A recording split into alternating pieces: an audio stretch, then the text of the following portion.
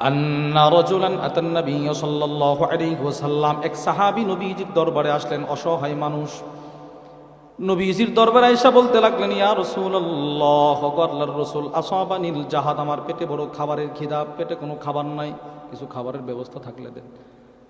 ফাবাআসা ইলা নিসাই, নবীজি আরেকজন সাহাবীকে পাঠাইলেন, যাও আমার কোন বিবির ঘরে কি খাবার আছে এই বেটার জন্য নিয়ে আসো। সে নাকি তার পেটে নাকি খাবার নাই। বার্তাবাহক দৌড় দিলেন, নবীজির প্রত্যেক বিবির ঘরে দৌড়ায়, কোনো খাবার আছে? মা মানা ইল্লাল মানা, আমাদের ঘরে পানি ছাড়া কোনো খাবার নাই। আরেক বিবির ঘরে গেল, তিনিও বলে পানি ছাড়া কোনো খাবার নাই। আরেক বিবির ঘরে যাই, তিনিও বলে পানি ছাড়া কোনো খাবার নাই। কোনো বিবির ঘরে কোনো খাবার নাই। সাহাবী দৌড়াইছে বলে, ইয়া রাসূলুল্লাহ, ফাকুলনা মা মানা ইল্লাল মা, আপনার সব বিবিদের বক্তব্য পানি ছাড়া কোনো খাবার নাই, কি করব এখন? এবার আল্লাহর রাসূল নিরুপায় হয়ে বলতে লাগলেন, মাইয়াদিফু হাযা আও ইয়াদুম্মু হাযা, ও সাহাবারা, তোমাদের মধ্যে কে আছো আজকে এই অসহায় মেহমানটাকে মেহমানদারি করবা? কে আছো আজকে তারা একটু খাবার খাওয়াইবা? কে আছো? ফাকাল রাজুলুম মিনাল আনসার, একজন আনসার সাহাবী হাত উঁচু করে বলে, আমি আছি, আমি তাকে খাবার খাওয়াবো। সুবহানাল্লাহ বলে। ফানতালাকা বিহি ইলা ইমরাআতি, এই সাহাবী মেহমানকে নিয়ে তার বাড়িতে চলে গেলেন। বাড়ি থেকে তার বিবিকে বলে, আকরিমি দাইফা রাসূলিল্লাহি সাল্লাল্লাহু আলাইহি ওয়াসাল্লাম, বিবি আজকে তোমার বাড়িতে একজন দামি মেহমান নিয়ে আসছি, রাসূলের মেহমান। সুবহানাল্লাহ বলেন। মেহমান কার? নবীজির। বলেন কার? নবীজির মেহমান। এর আজকে খাবার খাওয়াও।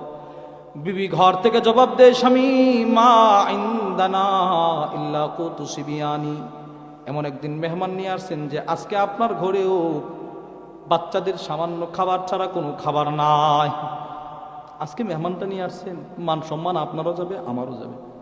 এবার স্বামী কি বলে দেখেন, স্বামী বলে, রাখো তোমার বাচ্চার খাবার, হাই তো আমাকি, ওই খাবারটাই মেহমানের জন্য প্রস্তুত করো। সুবহানাল্লাহ বলে। এবার স্ত্রী জবাব দেয়, স্বামী, যদি বাচ্চার খাবারটা প্রস্তুত করি, বাচ্চা কাঁদলে কি করবো? নাব্বিমি সিবিয়ানাকি, বাচ্চাটাকে ঘুম পাড়ায় দাও। সুবহানাল্লাহ বলেন। বাচ্চাকে ঘুম পাড়ায় দাও, বাচ্চার খাবারটা প্রস্তুত করো। যেমন স্বামী তেমন বিবির।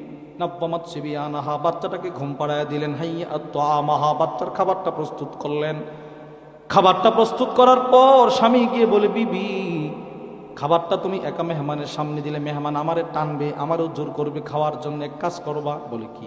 তো খাবারটা দেওয়ার পূর্বে ঘরের প্রদীপটা ঠিক করার মনোভাব দেখায় তুমি ফু দিয়া নিভায়া দিবা। ঘর যখন অন্ধকার হয়ে যাবে, মেহমানের প্লেটে খাবার দিবা, আর আমি স্বামীর একটা প্লেট দিবা, খালি প্লেট। আমি চপচপ করে আওয়াজ করে অভিনয় করব।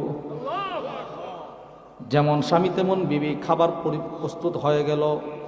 খাবারটা পরিবেশন করার পূর্ব মুহূর্তে সুম্মা কামাত কাআন্নাহা তুসলিহু সিরাজাহা, বুখারীর বর্ণনায় আসছে, মহিলাটা ওইটা দাঁড়াইলো, তার ঘরের প্রদীপটা ঠিক করার মনোভাব দেখায়া ফাআতহু, ফু দিয়ে প্রদীপটা নিভায়া দিছে। ঘর অন্ধকার হয়ে গেল। দুইটা প্লেট সামনে দিল পর্দার ওপাশে। একটা প্লেটে খাবার, খাবারের প্লেটটা মেহমানের সামনে, আর একটা খালি প্লেট স্বামীর সামনে। এবার স্বামী চপচপ করে আওয়াজ করে, মেহমান মনের আনন্দে খাবারগুলো খাইলো, তার পেট ভরে গেল। ফালাম্মা আসবাহা গাদা ইলা রাসূলিল্লাহি সাল্লাল্লাহু আলাইহি ওয়াসাল্লাম, পরের দিন যখন সকাল হয়ে গেল, মেহমান মেজবান দুজন নবীজির দরবারে গেলেন। নবীজির দরবারে যাওয়ার পর আল্লাহর রাসূল দুইজনকে দেখে মুস্কি মুস্কি হাসে। সুবহানাল্লাহ বলেন। নবীজি মুস্কি মুস্কি হাসে আর বলে, সাহাবীরে, কিরে মেজবানি দিগায়, গত রাত্রে তুমি আর তোমার বিবি যে অভিনয়টা করেছো, দাহিকাল্লাহু মিন ফিআলিকুমাল লাইলা, আল্লাহ তোমাদের অভিনয় দেখা আরশে আজিম থেকে মুস্কি মুস্কি হেসেছে। আল্লাহ হাসছে। কি করলি রে তোরা? আল্লাহ শুধু হাসে নাই, আল্লাহ তোমাদের শানে কোরআনের একটা আয়াত নাজিল করে দিয়েছে। তাহলে সাহাবাদের ভিতরে এই সিফতটা ছিল কিনা? আর অন্যকে নিজের উপরে প্রাধান্য দেওয়ার সিফত ছিল কিনা?